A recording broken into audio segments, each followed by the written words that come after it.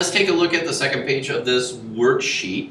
More recursive problems here where we're going to use our calculator. However, these last ones here, we're going to now talk about compounding interest. So how we're spreading that interest over a year, how we're getting parts of it. So let's take a look at number 4. It says, suppose you got a summer job and saved $3,000 for college and invested into a stock market where you can make 3.4% annual interest and no more deposits or withdrawals are made. So you're just going to put the money right in. So a couple of the things that I want to note is, hey, here's how much I'm putting in. So this is more than likely going to be my starting value. This is more than likely going to be my u sub 0.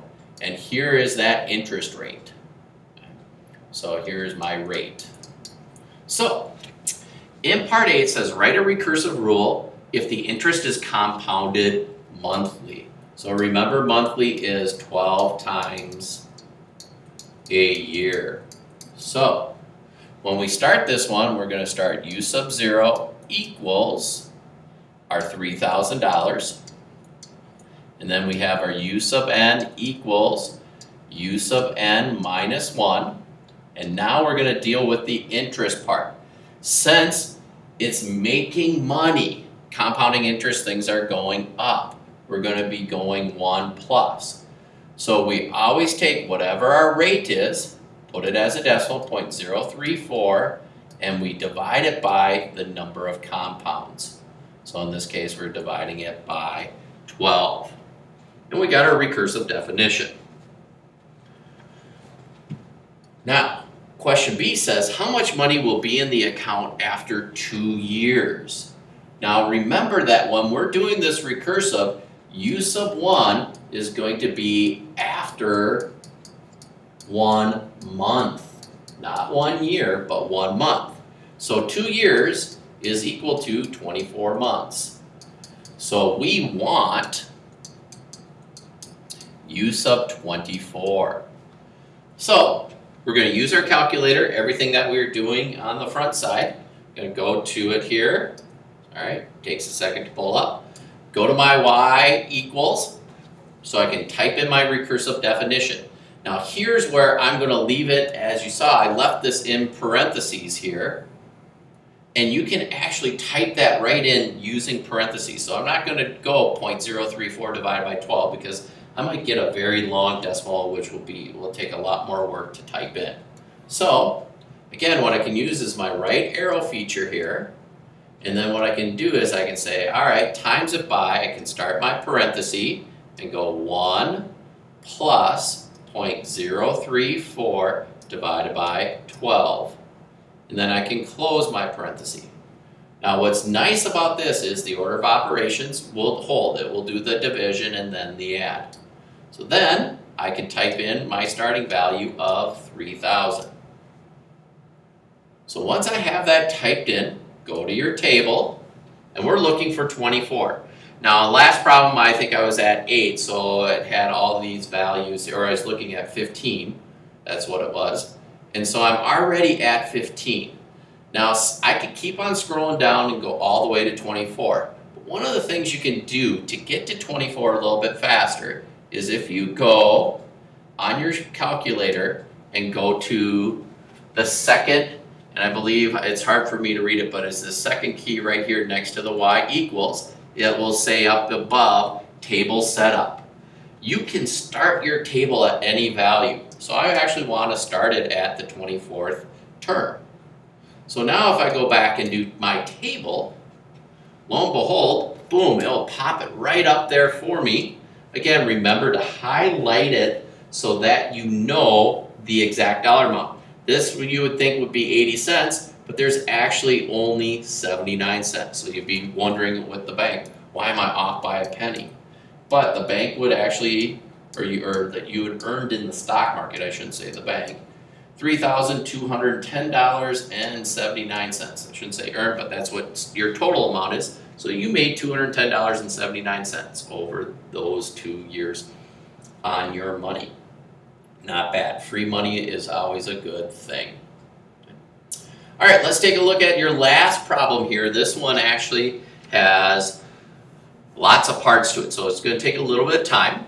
but it's actually kind of doing the same thing. So it says, when you were born, your parents decided to take a large sum of money, $12,000, invested for your college education. Very nice of them. They looked at 3 different accounts. The first account paid them an annual rate of 3.5% compounded annually. The second account paid them an annual rate of 3.45% compounded quarterly. And the third account paid them an annual rate of 3.4% compounded monthly. Write a recursive formula for each plan and determine which plan is the best plan when you start college on your 18th birthday. Wow, there's a lot of information going on here. So we have 3 different plans. So the first plan was 3.5%, okay, and this was annually. And if we remember, annually means one time a year, once a year. So we have to write our recursive definition. So our parents decided to put away $12,000 when we were born. Not when we were 1, but when we were 0 at birth. Our first, you can think of it as our first day, but it would be u sub 0. So then our u sub n equals u sub n minus 1. What's nice about this one is now, since we're increasing, we're adding the interest rate. Well, it was 3.5%, so if I move that decimal place over 2 spots, 1.035, I'm not dividing it, or I could divide it by 1, but anything divided by 1 is just itself. And I got my recursive definition. Now, the last piece is, since we want to figure out the best plan, we want to know how much money is in our account when we turn 18. So we want to know, what is u sub 18 on our 18th birthday. What a nice birthday present. You start college on your 18th birthday. So if I go to my calculator, I got to enter this in. So again, notice how here I can go to this piece right here. Now, if you're like, oh, I don't like all that stuff, when you get to like the multiply part, if you hit delete, it will delete everything ahead of it, but don't hit it super fast so that you lose your n minus 1. So I can have it set up there, and I can just say, all right, I'm going to times it by, now if you prefer, you can, I suppose, go 1 plus 0.035. I probably would have typed in, close your parentheses, I probably would have just typed 1.035. But I'm going to keep it like that. And how about, and our starting college amount was $12,000. Now, I could go to my table, but my table is at 24. So I'm not gonna go to my table set and go to 18 because it'll probably take me a little bit longer. I can just use my calculator and scroll to 18. Now remember, highlight it. It's not $22,290. You actually have to look in the below window there and notice how it's $22,289.87. So the money has almost doubled. Okay? So that $22,000, that definitely could help pay for probably a couple years at a state school, or at least get you a year and a half at a state school. All right, that's the first plan. Is that the best plan? Let's look at the second plan. Second plan was 3.5% or 3.45% compounded quarterly. So 3.45% quarterly. So now, I'm going to kind of pick up the speed a little bit. We know that the starting term is the same, 12,000. We'll have this u sub n equals u sub n minus 1. So we're going 1 plus, take the interest rate, 0.0345. And now this one we actually have to divide by, it's quarterly, so I have to divide it by 4. So now this one, when I go to my calculator to type it in, I go back to my y equals, I'll go over to this part, and I might just start to delete it all. Don't want to go too fast. And now I can type in 1 plus 0.0345 divided by 12. Close your parentheses. The nice thing is, your 12,000 stays the same. So, and the other nice thing is, when I go to my table, it's going to be right there at 18 already. I just have to highlight it for myself. Uh-oh, I must have typed in, I think I typed in something wrong. So let me go back because I'm looking at this and it should be more than 12,000. So what happened here? I'm going to take a look at Mr. Bart's typed in something wrong. So it's good. Even I make mistakes. So what should have been 1 plus. Oh, I know what my mistake is. Okay. Nothing. I actually haven't done anything incorrect except one thing. I'm actually, if I go to my table set, 18 would be if it was 18 quarters.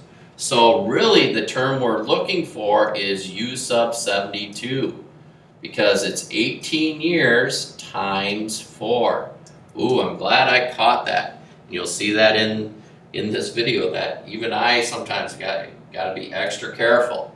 So this is where actually the table set's going to be important because I'm going to go to 72 now because to scroll down it will take a long time.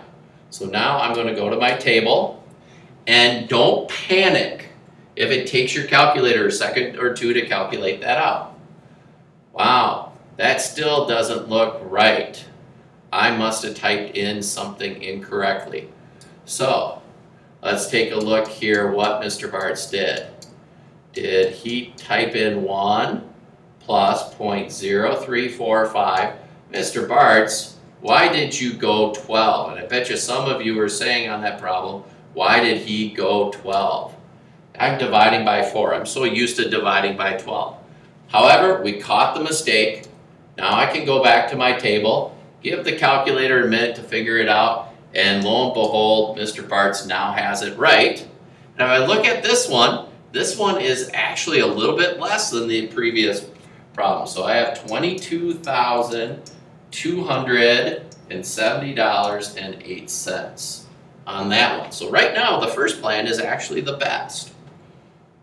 All right, the last plan, or the third account. Our third account says 3.4 compounded monthly. That's where I wanted to do the 12. So 3.4% monthly. So, sorry here, so again, we're starting with the 12,000. We're going to go U sub n equals U sub n minus 1. Now we're going to times it by, our parentheses will be 1 plus 0.034. This is where I needed to divide by 12. Now, the term I'm going to look for is, now remember here I'm doing 18 years times 12 times a year. So I'm going to look for 216. So when I type this in my calculator, hopefully Mr. Bart's will do this one right. So go to my y equals, go to it right here. Now I want to make sure that I type this in correctly. The interest rate is not 0.0345. I'm going to delete that 5 so it says 0.034. However, I'm going to highlight the 4 and type in 12, close my parentheses so that it looks correct. Now I'm going to go to my table set and start it at 216. So once I do that, I can go to my table. It does take a minute because it's got to do all those calculations. And there we go. $22,110, and if we round it to the nearest penny, 25 cents. So we get $22,110.25. So looking at these, which is the best plan? Well, the first plan is the best since it will pay the parents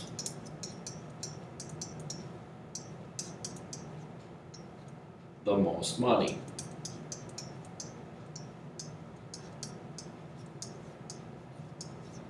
Okay, you get the best return. It's the one that gives you by far the best value. Just a little bit more than the second one. All right, so that ends